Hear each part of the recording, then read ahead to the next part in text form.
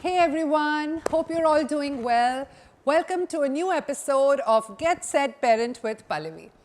So today I'm going to be talking to you about how to do up your child's nursery for the first time, right? So a lot of you have been messaging me saying what are the things that we should have when we're about to have a child, or how can we build a cozy space for our little one at home.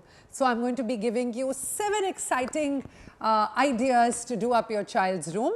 But in the meantime, have you subscribed to my YouTube channel? You need to press the bell icon to subscribe.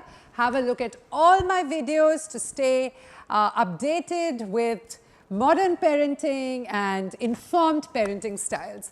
Also follow me on Instagram and Facebook for daily exciting tidbits of information which will help you in your parenting journey. Do you know that we have released India's first infant stimulation kit for all of those who are expecting babies or those who have babies? This is a product that you absolutely have to try. So I have put this together with all my years of experience and research. These are 10 stimulating activities for your child's brain, for your child's eyes, for their ears. So we have a lot of tactile stimulation activities, auditory, visual stimulation, and this is going to be a delight for your little one and for you. So more on that soon. Stay tuned for our next set of product releases. But today, let's jump right into today's topic. What are those things that I need when I decorate a small baby area at home for my child? So welcoming a little baby at home is always such an enjoyable experience, right? So you are trying to figure out what to do about various aspects of their lives, be it diapering, feeding, what's the right nutrition, all of it. But did you know that the space in which a little child grows up can also contribute to their brain development in a large way? So if you plan to have a separate nursery for your child, which will later become the child's bedroom, you have a great place to start with. If not, that's also fine. You can have a small space within your bedroom or within the drawing room, which can serve the purposes that we are talking about. At the end of it, what is it that a child needs?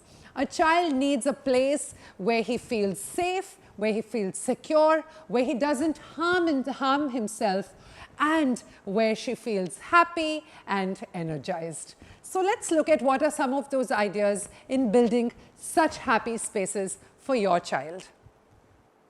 The first thing that I recommend to every new parent setting up a small baby area is have a floor-length mirror in the room. Mirrors are very, very visually engaging and stimulating for a little child. That's how a child first learns about exploring their own bodies, about reflections. They learn to touch different parts of their body. It also helps in building vocabulary. You can sit with them, play a lot of mirror games, sing songs together, and hours are spent around a mirror. So it can just be a short 3 to 4 feet height mirror that you put on the wall. The second thing which I find works really well is having a small railing somewhere in the room, preferably in front of the mirror. So the ages of 9 to 12 months are when the child is trying to hold on to something and hoist himself up.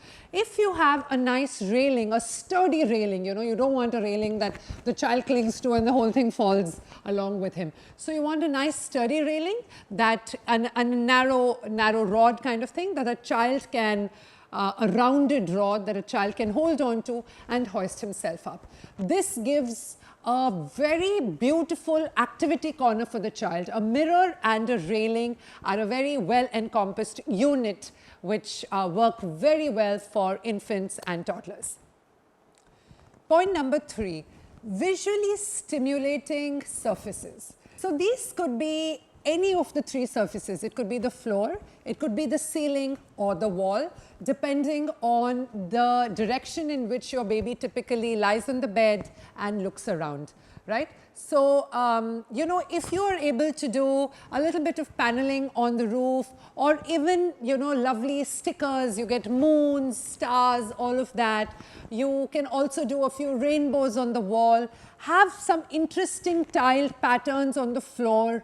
All of these are extremely visually stimulating for a very, very young child, right? So, try some of these very interesting patterns that you can get, and you will see the child being, very engaged and very excited about looking at some of these patterns.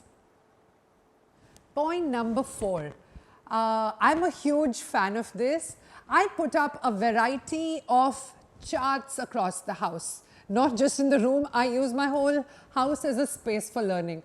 So, whether it's, my first words, so the baby's first words are, animals and fruits and shapes and colors.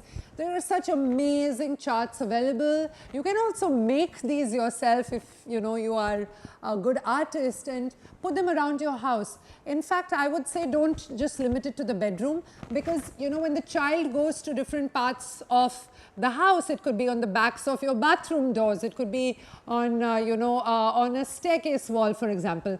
Your dead spaces actually could double up as amazing learning, corners for your child. So, charts and pictures are a huge way to make use of your house as a learning ground for your child. Design idea 5, and again, I have loved to do this with both my little ones. Put up photographs of family members, of past holidays taken, birthday parties, on a feature wall in the house, or it could be on a bedside table, or, on a bedstand, in the sleeping area of a child.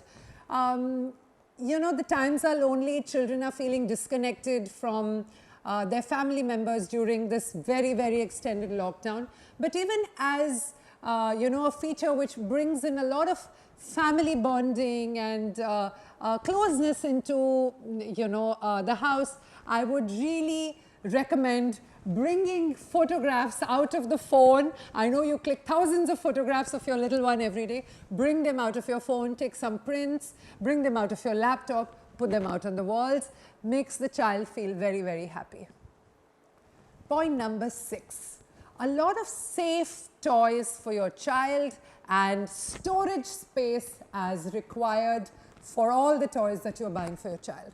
So, once you have a child, you'll realize that toys keep flowing into the house whether you like it or not. You end up buying, you end up overbuying. Your friends gift them to you, the kid demands the toys, and ultimately you end up collecting a lot of toys which after a point become, inappropriate age-wise, inappropriate visually, and have no purpose. So, collect a lot of nice toys appropriate to the age. Also declutter regularly. Give them away to, nanny's children, cousins, friends' kids. Get rid of toys that your child has outgrown.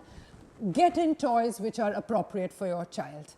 Also provision good storage space. It could be big storage boxes where the child knows that this box is for all my stuffed toys, this box is all for my jigsaw puzzles and my, blocks and assorted, these millions of pieces that burst across the house, those kind of toys. You could have a box for arts and crafts supplies. So, you can designate that.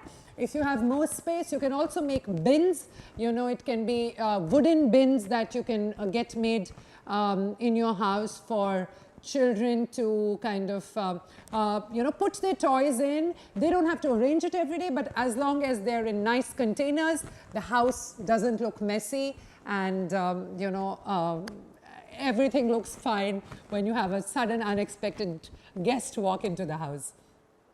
And the last point, and the 7th point, which is my favorite, and I saved this for the last, a must-have for every child. Every child is entitled to this, a small reading nook or a small library area. You need to figure out a small corner where you stack the child's books. So even if your child is a 6-month-old baby, the child is entitled to have 10 or 15 small books, picture books, touch and feel books, story books, song books. Find a designated corner. As the child becomes a year or a year and a half, or even after that, build on the child's library corner and make it a reading nook. You can throw in some nice colorful large cushions for the child to sit there and read. You can have a small couch for the child to sit and read. But having a reading corner helps the child get into the reading ambience. A lot of parents tell me that my child doesn't read. If there is nothing to do with books that the child is seeing, the child doesn't get excited about it. So a small library or a reading corner or a reading nook are very, very important for every child to have. So I hope you liked all of these tips, in designing a little bit of a child-friendly space for your child at home. So stay tuned for many more such exciting tips and tricks that I will be sharing with you. And you know what to do before you log off. Subscribe to my channel by pressing the bell icon. Follow me on Instagram and Facebook. Till then, take care and stay safe. Bye.